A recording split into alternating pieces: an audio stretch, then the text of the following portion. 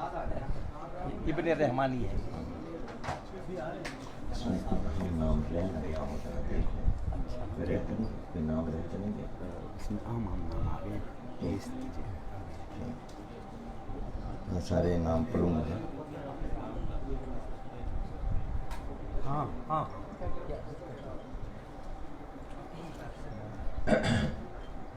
سب کچھ فرما رہے تھے. جی جی حضرت. مگر پیارے ساری آپ کی آ جائے تک پتہ چلے. ہاں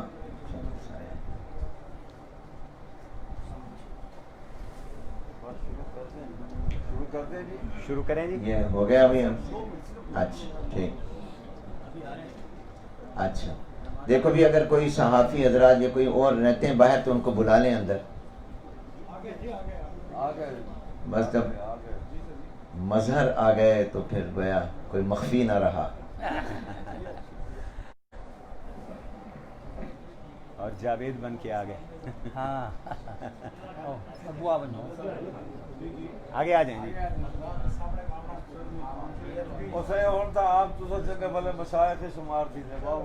آ جائیں کوئی حد نہیں یہاں آ جائیں. پرانا تسلیم کی تو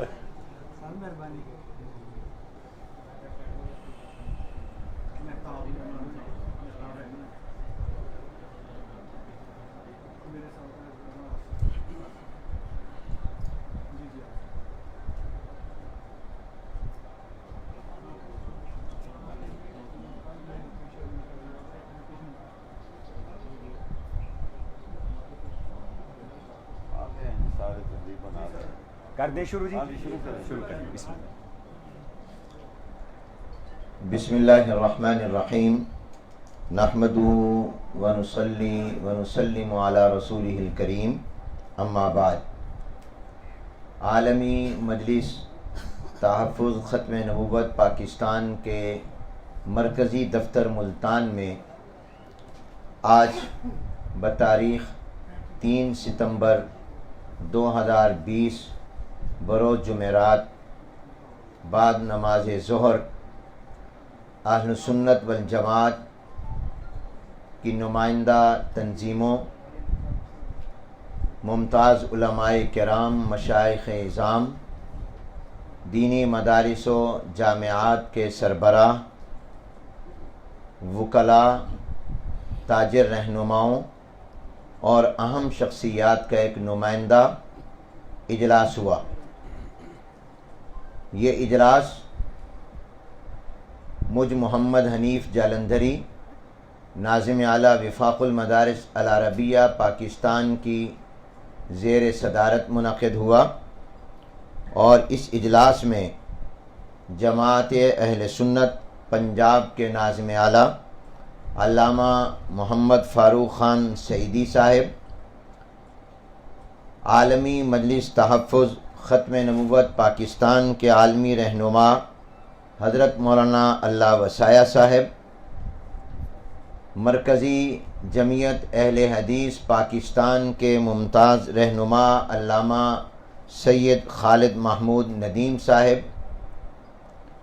جنوبی پنجاب سے وفاق المدارس العربیہ پاکستان کے معاون ناظم حضرت مولانا زبیر احمد صدیقی صاحب، مجلس احرار اسلام پاکستان کے مرکزی قائد محترم جناب مولانا سید کفیل شاہ بخاری صاحب، جامعہ عمر بن خطاب ملتان کے محتمم حضرت مولانا کریم بخش صاحب، جمعیت علماء پاکستان کے مرکزی رہنما محترم جناب محمد ایوب مغل صاحب، پاکستان علماء کونسل کے سرپرست علامہ عبدالحق مجاہد صاحب، جامعہ قادریہ حنفیہ ملتان کے محتمم اور وفاق المدارس العربیہ پاکستان ضلع ملتان کے مسئول حضرت مولانا محمد نواز صاحب، جامعہ خالد بن ولید وہاڑی کے محتمم اور شیخ الحدیث وفاق المدارس العربیہ پاکستان کی مجلس عاملہ کے رکن حضرت مولانا ظفر احمد قاسم صاحب، جامعہ دارالعلوم کبیر والا ضلع خانیوال کے ناظم تعلیمات اور استاد الحدیث حضرت مولانا مفتی حامد حسن صاحب، مانکوٹ تحصیل کبیر والا ضلع خانیوال سے حضرت مولانا مفتی محمد احمد انور صاحب، جمعیت علماء اسلام ضلع ملتان کے امیر محترم جناب مولانا اعجاز الحق قاسمی صاحب، تنظیم اہل سنت پاکستان کے رہنما حضرت مولانا عبد الحمید توسوی صاحب، لودھراں سے جامعہ سراج العلوم عیدگاہ کے محتمم ممتاز عالم دین حضرت مولانا قاری محمد میاں صاحب، جمعیت اہل حدیث کے رہنما مولانا عنایت اللہ رحمانی صاحب، جامعہ قاسم العلوم ملتان کے ناظم مولانا عامر محمود صاحب، جماعت اسلامی کے رہنما محترم جناب آصف محمود اخوانی صاحب، جامعہ خلفائے راشدین ملتان کے محتمم حضرت مولانا سلطان محمود ضیاء صاحب، جامعہ خیر العلوم ممتاز آباد کے محتمم مولانا قاری محبوب الرحمن جالندھری صاحب، اور اسی طرح وکلاء کے نمائندہ محترم جناب اللہ دتا کاشف صاحب، اور ہمارے تاجر رہنماؤں میں جناب محترم سلطان محمود ملک صاحب، ملک منیر احمد صاحب، اور اسی طرح جمعیت طلباء اسلام ملتان کے محترم جناب محمد زکریہ خان صاحب، اہل سنت والجماعت کے ملتان کے تعلق رکھنے والے مولانا محمد حمزہ صاحب، ہو گیا ان کا نام، ایوب مغل صاحب، اور محترم جناب ڈاکٹر اکمل مدنی صاحب، ان حضرات نے اور اس کے علاوہ بہت سے دیگر علماء نے اور دینی جماعتوں کے نمائندوں نے آج کے اس اجلاس میں شرکت کی۔ محترم حافظ ظفر قریشی صاحب، جمعیت علماء پاکستان کے رہنما، ہمارے جامعہ رحیمیہ کے محتمم حضرت مولانا قاری محمد ادریس صاحب، اور اس کے علاوہ بہت سے علماء نے اس اجلاس میں شرکت کی۔ یہ آج کا جو نمائندہ اجلاس تھا، اس اجلاس میں جو فیصلے ہوئے وہ میں آپ کی خدمت میں پیش کر رہا ہوں۔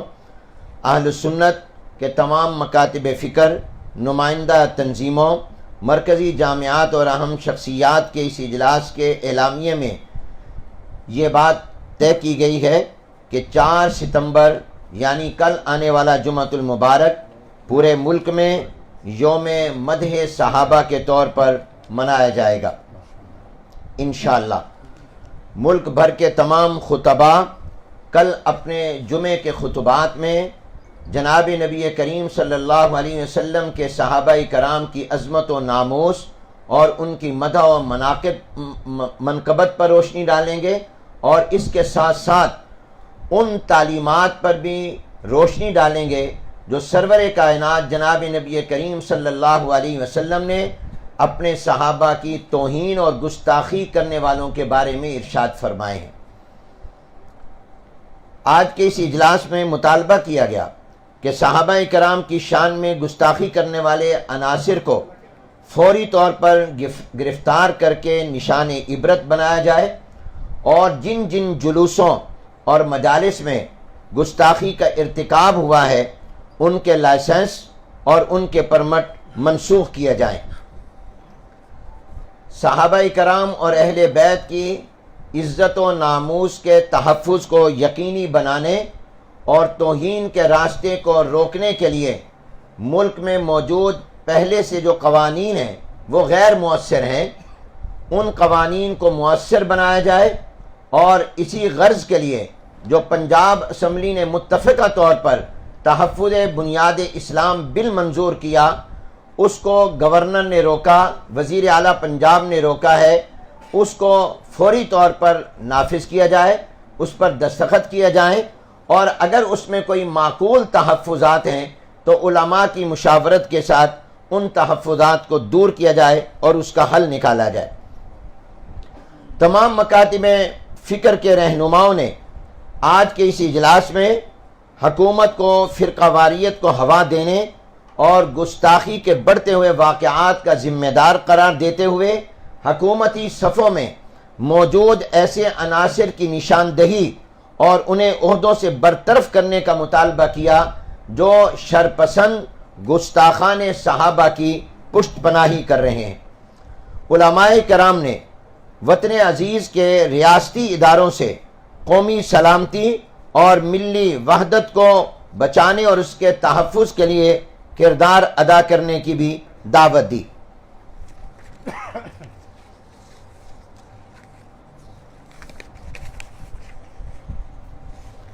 اجلاس میں کے دوران کراچی، اسلام آباد اور ملک کے دیگر شہروں میں حضرات صحابہ کرام رضوان اللہ تعالی مجمعین کی گستاخی کے واقعات اور ان کے نتیجے میں پیدا ہونے والی صورتحال پر تفصیل سے غور و خوض کیا گیا۔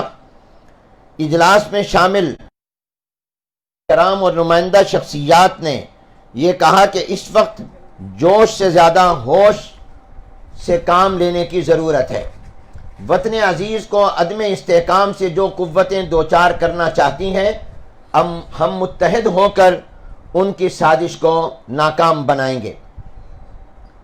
اس وقت جو ملک سنگین صورتحال سے دوچار ہے، یہ صرف مذہبی اور صحابہ کی گستاخی کا ہی معاملہ نہیں بلکہ یہ قومی سلامتی کا معاملہ بھی ہے۔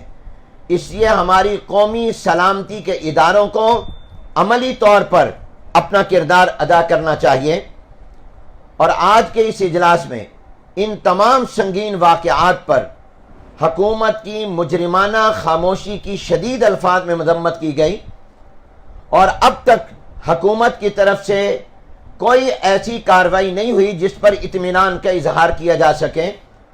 نہ ہی تو ان گستاخوں کو گرفتار کیا گیا، اور جہاں کہیں مقدمات ہوئے ان مقدمات میں بھی فساد فی الارض اور دہشت گردی کی دفعات نہیں لگائی گئی۔ ہمارا مطالبہ ہے کہ اس پر فساد فی الارض اور دہشت گردی کی دفعات لگائی جائیں، اور ان کو جلد سے جلد خصوصی عدالتوں میں ان کی سماعت کے ذریعے ان مجرموں کو کیفر کردار تک پہنچایا جائے۔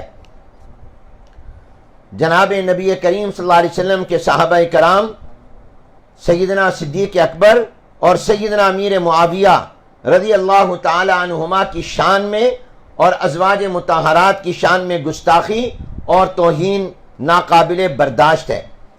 اس اجلاس میں یہ مطالبہ کیا گیا کہ حضرات انبیاء علیہ السلام، صحابہ کرام رضوان اللہ تعالی مجمعین، اہل بیت اطہار کی حرمت و ناموس کا تحفظ یقینی بنایا جائے۔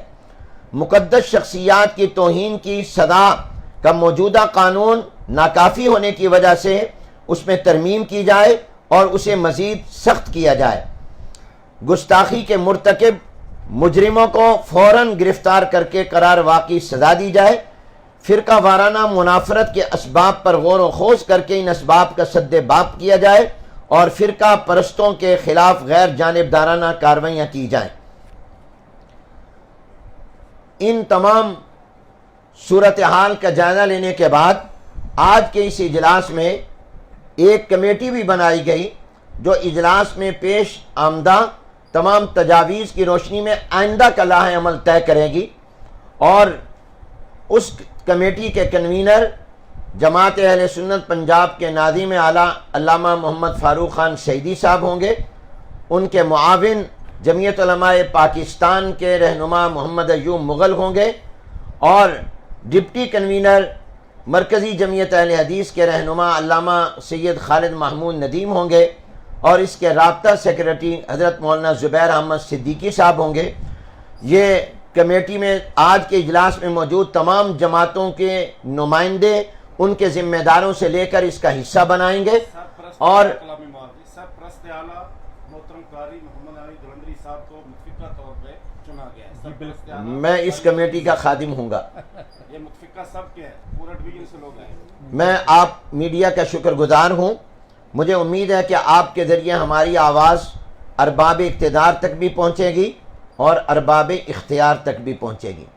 ہم ایک دفعہ پھر متنبہ کرنا چاہتے ہیں کہ یہ معاملہ انتہائی سنگین ہے، اور حکومت اس کی سنگینی کا احساس کرے۔ وطن عزیز کسی بھی بدامنی کا متحمل نہیں ہو سکتا۔ ہم پاکستان کو لبنان، شام، عراق نہیں بننے دیں گے، اور وہ قوتیں جو اس ملک کے امن کو تباہ کرنا چاہتے ہیں، ہم ان کی سازش کو انشاءاللہ اپنے اتحاد سے ناکام بنائیں گے۔ اور یہ بات بھی ہم واضح کرنا چاہتے ہیں کہ جناب نبی کریم صلی اللہ علیہ وسلم کی عزت و ناموس، بلکہ اللہ تبارک و تعالیٰ کی عزت و ناموس، صحابہ کرام اور اہل بیت کی عزت و ناموس، ازواج مطہرات اور خلفائے راشدین کی عزت و ناموس، یہ ہمارے ایمان کا حصہ ہے، اور کوئی مومن اور مسلمان ان کی توہین برداشت نہیں کر سکتا۔ ہم ہر قربانی دینے کے لیے تیار ہیں، لیکن ہم کسی کو توہین کرنے کی اور اپنے عقائد پر حملہ کرنے کی اجازت نہیں دیں گے۔ ہم اس عزم پر قائم ہیں کہ اپنا مسلک چھوڑو نہیں اور دوسرے کے مسلک کو چھیڑو نہیں۔ ہم اسی پر قائم رہتے ہوئے ہم مطالبہ کرتے ہیں، اور جو اہل تشیع کے ذمہ دار لوگ ہیں ان سے بھی ہم کہتے ہیں کہ وہ آگے بڑھیں اور ان گستاخوں کو لگام دیں اور ان کو روکیں، اور ایسی گستاخی اور توہین کرنے والوں سے اہل تشیع کے ذمہ دار لوگ برات کا اعلان کریں، اس سے ان سے اپنی لا تعلقی کا اعلان کریں، اور ان کے خلاف سخت ترین عبرتناک سزا کا اور قانونی کارروائی کا مطالبہ کریں۔ اب یہ بات نہیں چلے گی کہ ایک طرف زبان سے اتحاد، اخوت، بھائی چارے اور رواداری کی باتیں کی جائیں، اور دوسری طرف صحابہ کرام کی توہین کی جائے، تکفیر کی جائے، تبرہ کیے جائے۔ اب یہ تضاد نہیں چلے گا۔ اب واضح طور پر دو ٹوک بات کرنی ہوگی کہ یہ گستاخی اور توہین کرنے والوں کا ہم سے کوئی تعلق نہیں ہے، اور ان کے سرپرستوں سے بھی ہمارا کوئی تعلق نہیں ہے۔ میں آپ کا شکر گزار ہوں۔ کوئی سوال ہو تو آپ فرمائیں۔ آپ نے بڑی اچھی باتیں کی ہیں، اور ظاہر ہے ہم بھی مسلمان ہونے کی حیثیت سے آپ کی تمام باتوں سے متفق ہیں۔ صورتحال یہ ہے کہ آپ نے ایک پہلو تو یہ نظر انداز کیا ہے کہ کیا اس میں کوئی بین الاقوامی سازش بھی آپ ملوث سمجھتے ہیں؟ دوسری بات یہ ہے کہ فرانس میں جس طریقے سے خاکے بنائے جا رہے ہیں، ایک دفعہ پھر گستاخانہ خاکوں کی بات ہو رہی ہے، اس کے حوالے سے بھی آپ کا موقف نہیں آیا، تو ان دونوں حوالوں سے آپ کیا کہیں گے؟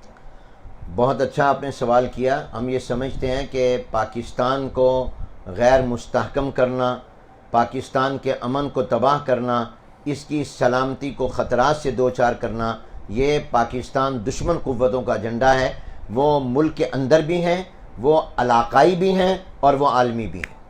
کیا یہ اچھا نہ ہوتا قاری صاحب کہ تمام مجلس میں اہل تشیع حضرات کے جو بڑے ہیں ان کو بھی بلایا جاتا ہے، تاکہ ان لوگوں کو ڈائریکٹ پتہ چلتا کہ یہ لوگ، ان کے لوگ، چند لوگ یہ حرکات کر رہے ہیں؟ یہ بات ان کے علم میں ہے، اور ہم نے ان سے یہ بات کہی ہے، اور آج کی پریس کانفرنس میں بھی ہم نے کہا ہے یہ توہین اور گستاخی کن کی طرف سے ہو رہی ہے۔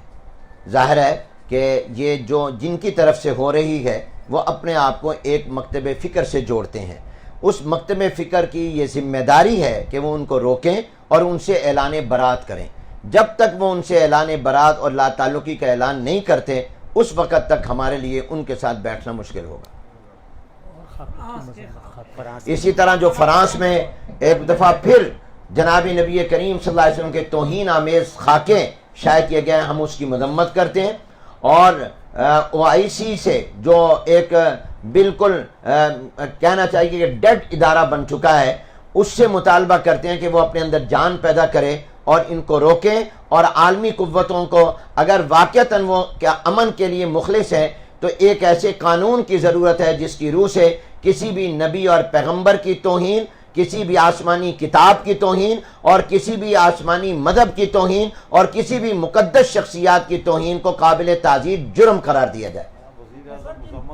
اور اس سلسلے میں ہمارے وزیر اعظم پاکستان کو چاہیے کہ وہ اس کی مذمت بھی کریں، اور انہوں نے خود یہ کہا تھا کہ ہم عالمی سطح پر ایسا قانون بنوائیں گے، تو اس بارے میں ان کی کوئی عملی اقدام نظر نہیں آتے۔ ان کو اپنے اعلان کے مطابق عملی اقدام کرنا چاہیے، اور ہم سمجھتے ہیں کہ یہ وقفے سے مسلمانوں کے گویا ایمانی غیرت کو للکارا جاتا ہے، اور یہ مسلمانوں کی حمیت کو للکارا جاتا ہے. حضور اکرم صلی اللہ علیہ وسلم کی عزت و ناموس پر پوری دنیا کے مسلمان اپنی جانیں قربان کرنے کو تیار ہیں. ہم کسی صورت بھی حضور علیہ السلام کے گستاخانہ خاکے برداشت نہیں کر سکتے. یہ ہماری دل آزاری بھی ہے اور یہ اظہار رائے کی آزادی اور توہین میں دنیا کو فرق کرنا چاہیے. خود یورپ کی عدالتیں کہہ چکی ہیں کہ اس کی اجازت نہیں ہے اور یہ اظہار رائے کی آزادی میں نہیں آتا.